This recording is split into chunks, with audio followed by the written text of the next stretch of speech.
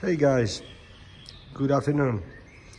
So, I've been asked many times to measure my skid plates and underbody protection and give them dimensions and drawings and I don't know, every single detail, whatever I can. But the problem is, guys, that because this part is custom made and because only tools which have been used are the angle grinder and the welder and also the drill bits, there are no precise dimensions somewhere in the file or something like that. So you have to improvise, guys. It's impossible to make this kind of thing for one car only and not to have like a sort of serial production of that part. You have to improvise. It's impossible to make it without improvisation. So what I can give you details about is how wide it is, how long it is, and what the angle of this bend is. So let's start with the angles. It's extremely simple. From this angle, this is 30-degree angle. And as you can see, this surface and this surface are parallel. So once you will bend it 30 degrees right here, you have to bend 30 degrees to make it parallel to this surface. As simple as it is. What about the dimensions? So this is 2.5 centimeters wide and 79 centimeters long. This 79 centimeters is exactly the same until this point. So all this width is exactly the same, 79 centimeters. So this is 2.5. This is 16.5 centimeters here, and the 79, of course, in the length. The whole length from this bend to here till the end of the skid plate is 65.5 centimeters long, from here to here. Okay? So if you will add these up, 2.5, 16.5 and 65.5 centimeters, you need this kind of plate. And of course, like, this is 4 millimeter thick. 4 millimeter is the thickness of this skid plate. The whole thing is 4 millimeters. So what you need next is these, right? But these, as I said before, these haven't been made because I just liked it. I just needed them in this shape because the control arm to be cleared, like, and not to have any kind of problem when it's going up and down, and as we know, it moves like that, right? So this little section is 2.5 centimeters.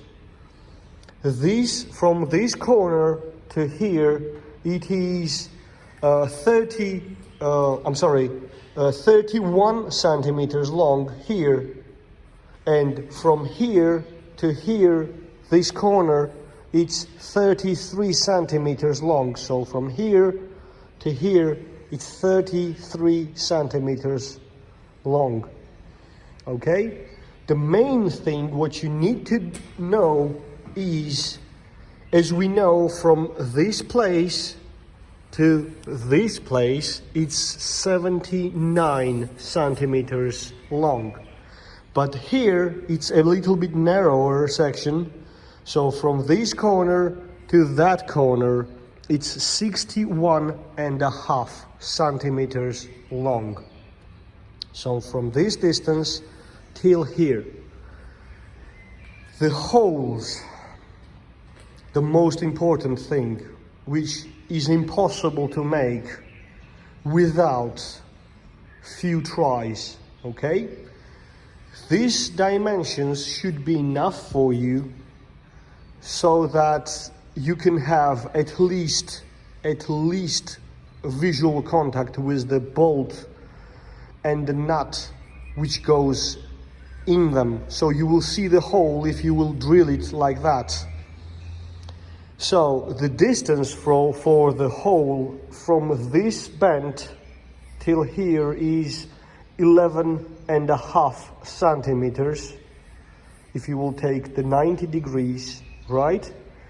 And from here, from this bolt, the center of this hole to the center of this hole, it is 63.5 centimeters. So if you will subtract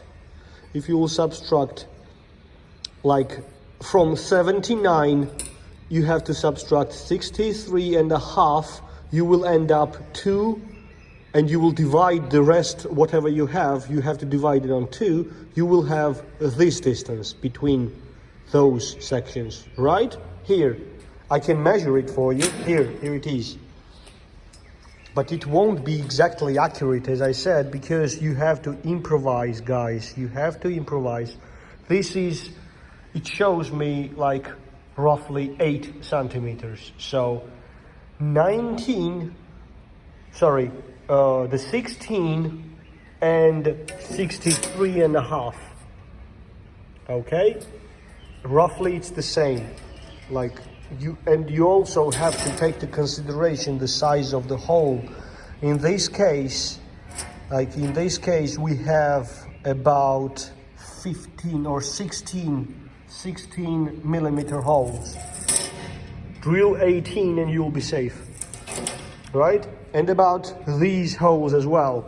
I mean, it's very difficult to have exactly the same spot. You have to improvise, guys. It's impossible to make with one go unless you will make the template, right? Make the template and then center it and drill it. As you can see on mine, this hole and this hole are completely different size. Do you know the reason why? Because I just missed it. And after that I had to make another sort of widen. I have to make it wide to work, right? So this is the most important thing, guys. If you will bend and if you will make a very, very tight fit on this front part, you can bend it like 35 degrees, for example, just to say it. But you have to take into consideration that this plate is taking a lot of beating from the rocks and very tough terrain, whatever you are facing. I will show you. I will just take it upside down and show you. It's bloody heavy. Do you know what these cars are? These are all from the rocks and the bushes and I don't know, everything, whatever is impacting your front part. And trust me, guys, this thing is actually bent. If you will look at it, and it's 4 millimeter, as I said, it's very difficult to bend this kind of metal, but you can, because the whole car is so heavy, the impact is so bad that this thing bends, right? So as you know, you have this front sway bar right here in this sort of place, and the sway bar holders, whatever holding your sway bar in place, if you will bend it, this is exactly the place where the sway bar holder is impacting this front skid plate, right? So you don't have to bend it too much, and because it moves, it's slightly, ever so slightly, but it moves, and you will damage something if you will make it very tight fit, right? These marks are all from the sway bar holders here, because once you will impact something, it slightly moves. So this is the mark which it makes. But normally when it's on, it's not touching it, right? And then whenever you will bend it, it depends what sort of bending technique you will gonna use. But what I did, I just angle grinder on the same line exactly and then welded completely to make it tough again. This is the front part. I will make a video about the rear part as well, which goes on top of this and goes all the way, the transmission and the transfer case, and hopefully it will be helpful for you. Keep the thumbs up and see you later.